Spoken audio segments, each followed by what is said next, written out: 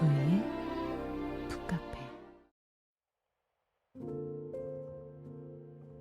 이 책은 혼돈과 두려움으로 가득한 이 세상에서 위로받고 싶은 사람들을 위해 쓰였다.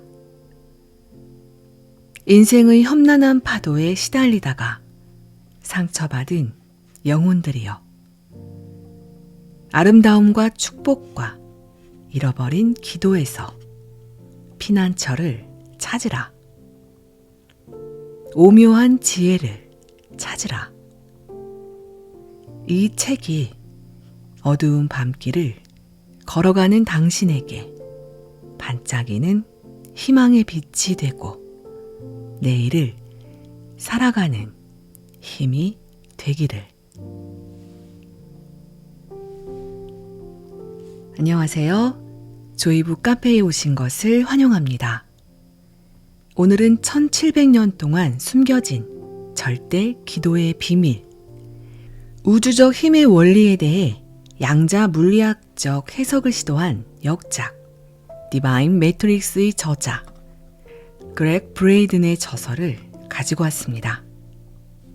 황소연 님이 옮기셨고요.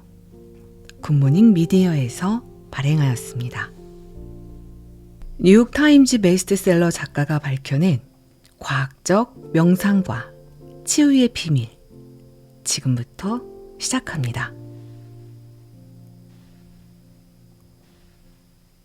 세 번째 비밀, 신의 선물, 축복.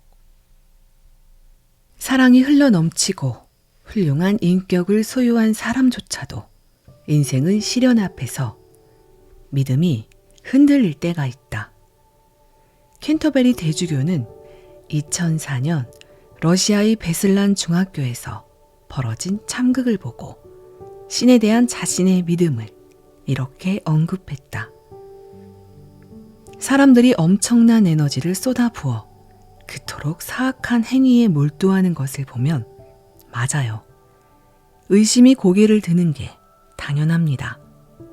인간이라면 그렇게 반응하지 않을 수 없지요. 이 세상에서 참극이 일어나는 데는 이유가 있을 것이다. 우리에게 남겨진 숙제는 영적인 측면에서 그 원인을 알아내는 것이다. 비극의 고통을 완화하는 해독제로 종종 추천되는 것이 기도이다. 하지만 위대한 영적 스승들이 기도를 통해서 인생의 상처를 치유하라고 조언할 때마다 반문하지 않을 수 없다. 이렇게 마음이 아프고 화가 치미는데 어떻게 긍정적인 기도를 하란 말인가? 그러나 기도가 어떻게 작동하는지를 이해한다면 그 의문은 풀린다. 옛날에는 모든 것을 한 곳에 연결하는 통일된 힘이 존재한다는 보편적인 공감대가 있었다. 고대인들이 에너지장이 존재한다는 사실을 알았다면 그것을 이용하는 방법 또한 알지 않았을까? 현대인들은 모르지만 우리 조상들이 알았던 그 비결은 무엇일까? 그 비법을 푸는 열쇠는 깜짝 놀랄 만한 곳에 숨겨져 있다. 신비의 공간. 무언가 끝이 나고 다음 것이 일어나기 전인 짧은 순간. 그 틈 사이에는 어떤 힘이 존재한다. 은하계의 탄생과 소멸에서부터 일의 시작과 끝, 인간관계, 심지어 단순하게 들이쉬고 내쉬는 호흡에 이르기까지 모든 창조 행위에는 시작과 끝이 있기 마련이다. 시작과 정지, 팽창과 수축, 삶과 죽음의 순환 과정인 것이다. 모든 시작과 종말 사이에는 아무것도 일어나지 않는 순간이 존재한다. 마법과 기적은 바로 그 순간에 발생한다. 그 찰나에는 아무것도 선택되지 않아서 모든 가능성이 존재하는 것이다. 바로 그 틈에서부터 우리의 몸을 치유하고 인생을 변화시키며 세상의 평화를 가져올 수 있는 힘이 나온다.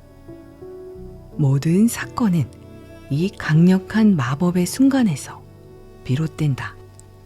인생을 이렇게 단순하게 보는 시각 속에서 치유의 실마리를 찾을 수 있다.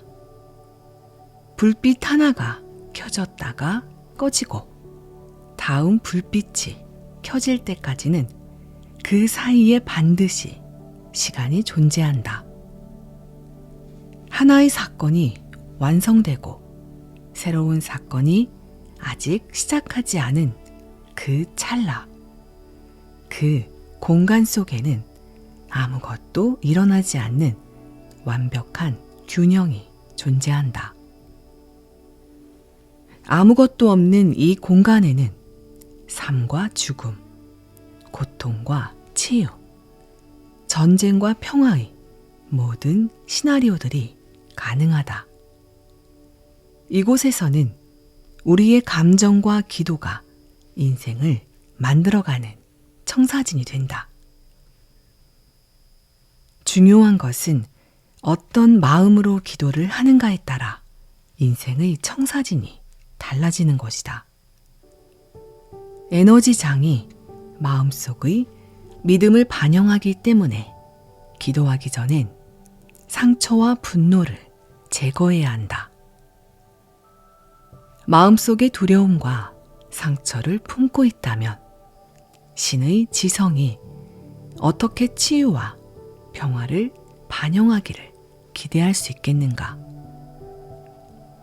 그렇다면 분노와 좌절, 질투, 상처라는 강력한 감정과 맞닥뜨렸을 때 긍정의 감정을 가지고 가장 강력한 효과를 지닌 기도를 올릴 수 있는 방법은 무엇일까? 어떻게 하면 강력한 그 틈의 공간으로 접속하는 동안에 부정적인 감정들을 유보시킬 수 있을까? 이 의문에 대한 해답을 얻기 위해서 다시 한번 과거의 지혜 속으로 눈을 돌려보자. 옳고 그름의 판단 너머. 사회 문서의 저자들이 말한 틈의 공간에서 비롯되는 힘이 존재한다는 사실은 의심할 여지가 없다. 에센의 평화복음은 들숨과 날숨의 사이에 모든 기적이 숨겨져 있다고 말한다. 다른 고대의 전통과 마찬가지로 에센의 복음서가 가장 으뜸으로 여기는 가르침은 그 틈의 공간을 이용해서 기도하는 자세를 가다듬는 방법이다.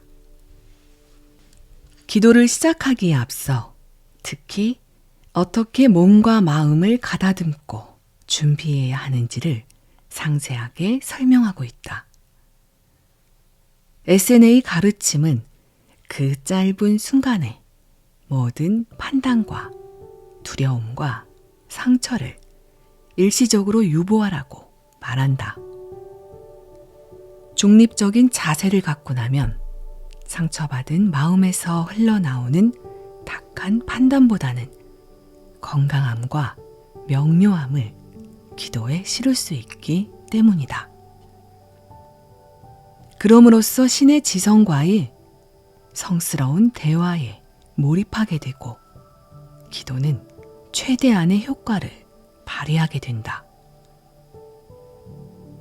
수피 시인 루미는 유창하고 단순한 어조로 자신과 함께 마음속의 중립지대로 가자고 우리를 초대한다. 그의 초대는 짧지만 실로 강력한 메시지를 내포한다. 옳고 그름의 판단 너머에 장이 있나니 나는 그곳에서 그대를 만나리라. 두렵고 위험천만해 보이는 세상 속에서 어떻게 그곳에 도달할 수 있을까? 그 지침은 분명하다. 감정의 윤활유, 축복. 시인 루미가 말한 옳고 그름을 초월한 장은 축복의 지혜 속에서 찾을 수 있다. 어떤 대상을 축복을 함으로써 그것을 승인한다는 의미의 일반적인 축복을 말하는 것이 아니다. 이런 형태의 축복은 행동이나 상황, 사건을 용서하지도 방해하지도 장려하지도 않는다. 좋고 나쁨을 가르는 가치 판단의 시각이 전혀 포함되어 있지 않으며 단지 사건이 일어났다는 사실만 인정할 뿐이다. 가치 판단을 배제하고 있는 그대로 인정하는 행위는 치유의 길로 들어서는 관문이 된다. 그 이유는 다음과 같다. 우리는 속상한 일을 겪게 되면 마음의 빗장을 채우고 상처를 외면하면서 자신의 감정을 무시하려는 경향이 있다. 우리가 상처를 대하는 일반적인 방식은 그렇다. 상처에서 비롯되는 감정을 차단하거나 마음속 깊은 곳에 꽁꽁 숨겨둠으로써 더 이상 상처를 받지 않으려고 한다.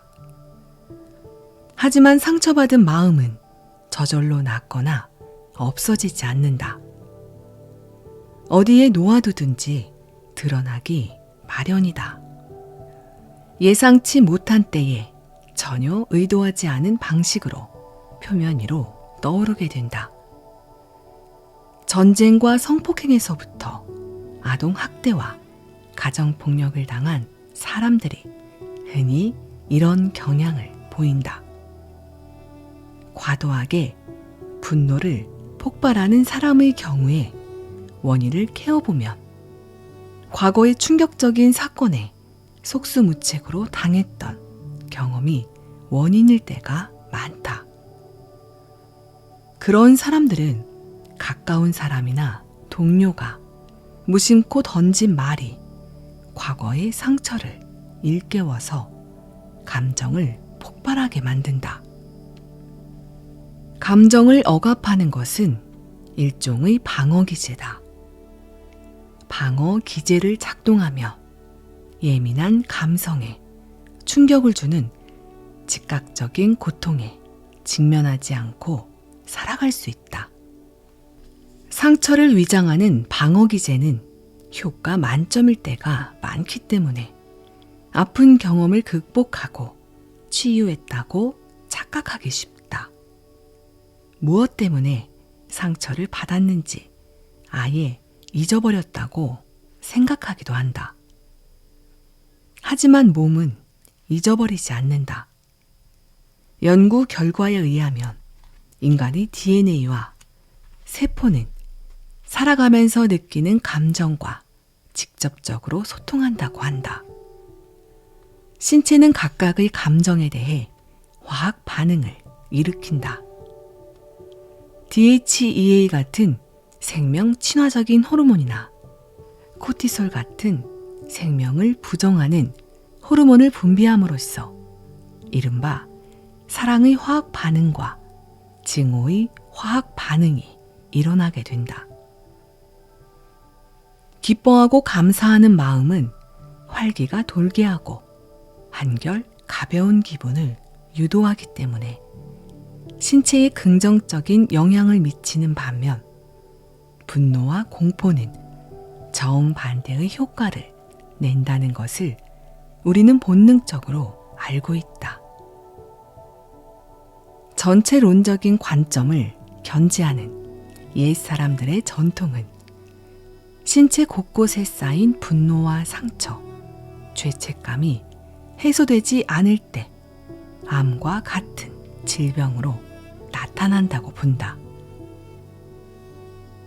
당장은 이런 주장을 과학적으로 증명할 수는 없겠지만 마음의 상처와 신체 장기의 손상 사이에는 분명히 관련성이 존재하며 심층적으로 연구할 가치가 있다.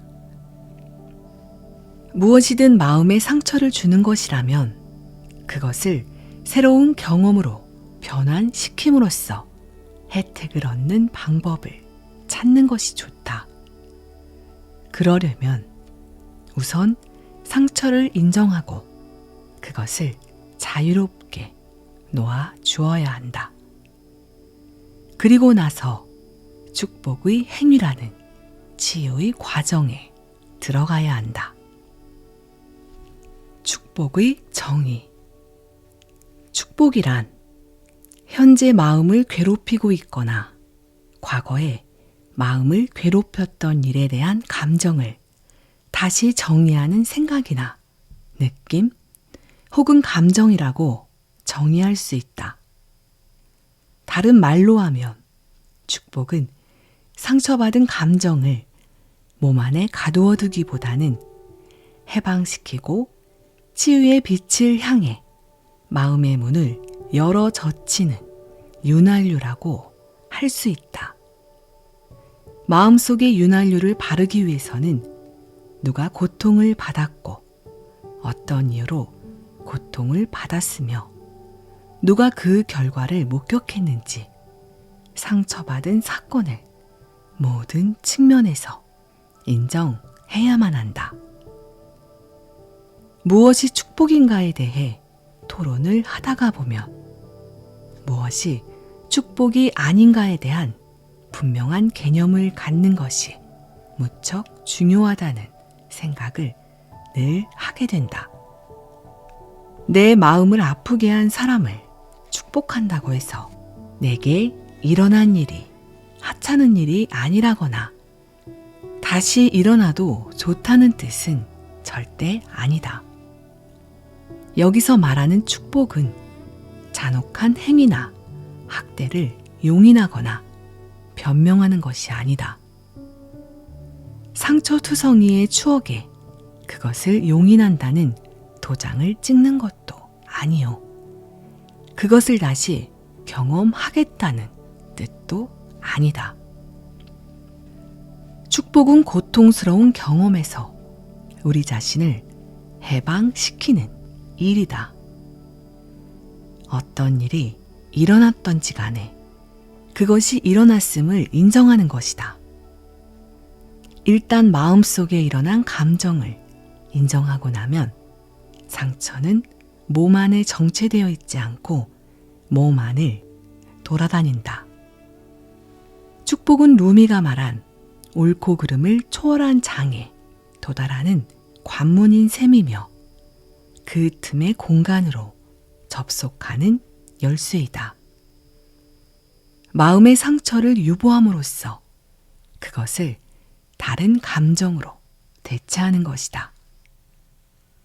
우리는 축복이라는 행위를 통해서 인생의 가장 쓰라린 상처와 해결하지 못한 감정을 해방시키는 힘을 갖게 된다. 축복을 하면 가슴 아픈 일이 일어난 근본적인 원인을 찾느라 쓰라린 상처를 헤집고 원인을 캐는 고통을 반복하지 않아도 된다. 물론 상처를 파헤치면서 원인을 깨닫는 힘든 과정을 모두 거치면 어느 정도 효과를 볼 수도 있겠지만 축복이라는 한 가지 행위만으로도 이미 마음 안에 있는 힘을 일깨워서 인생을 바꿀 수도 있다. 그것도 순식간에 분노와 상처로 얼룩진 나약함이 아니라 강인함과 명료함에서 선택과 기도를 끌어낼 때 기적은 시작된다. 말은 쉬운데 실행하기는 어렵다고? 우리가 어떤 선택을 하느냐에 따라 쉬울 수도 있고 어려울 수도 있다. 축복이 강한 효과를 발휘하는 이유는 간단하다.